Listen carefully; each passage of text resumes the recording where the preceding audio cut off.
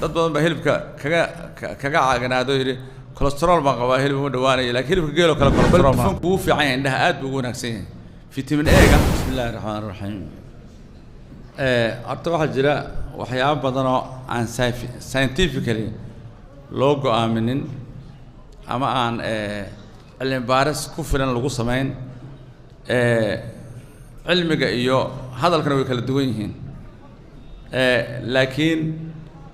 oo cilmi baarista marka la sameeyo wixii facts la arko wala intaas qof waxa lagu tijaabiyay for example boqol qof bari joogto oo isticmaalay boqol lama isticmaalin indhahoodii baa la baaray marka hore waa la sii baaray markii dambe waa la baaray farqiga inta la yahay u dhaxeeyay marka la yiraahdo baa la oran karaa baridu waxba yeesha ama yeesho laakiin sida caadiga ah waxa weeyaan baridu waa dufan weeyaan dufan caadi weeyaan marka wax ay si gaar ah indhaha u yeelayso bal dufanku uu fiican yahay indhaha aad buu ugu wanaagsan yahay vitamin A ga indhaha vitaminada ugu muhiimsan ay ku shaqeeyaan waa vitamin A ga vitamin A gaas waxa laga helaa dufanka hilibka beerka iyo kaaroodka yaa ugu badan marka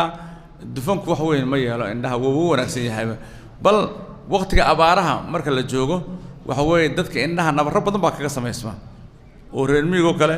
waqtiga abaarta aad bay iyagoo indhaha nabarro badan kaga sameysmeen oo qaar way u indha beelaanba ayaa yimaada marka dufanku indhaha aad buu anfacaa wuu wanaagsan yahay waxa ma yeelo inkastoo dad badan ay ka qaaliyaano dhaqaatiirtu qaar arrimahaas isbedelayaan berigii hore waxa weey dhaqaatiirtu waxa la oran jiray dufanka iyo hilibka iyo khatartooda aad baa looga sheegay laakiin marar dambe waxa la ogaaday in khatartan badan la sheegaya aanay wax weyn ka jirin yaa la ogaaday cholesterol badan xataa laga sheekeynayo in wax weyn ka jirin dad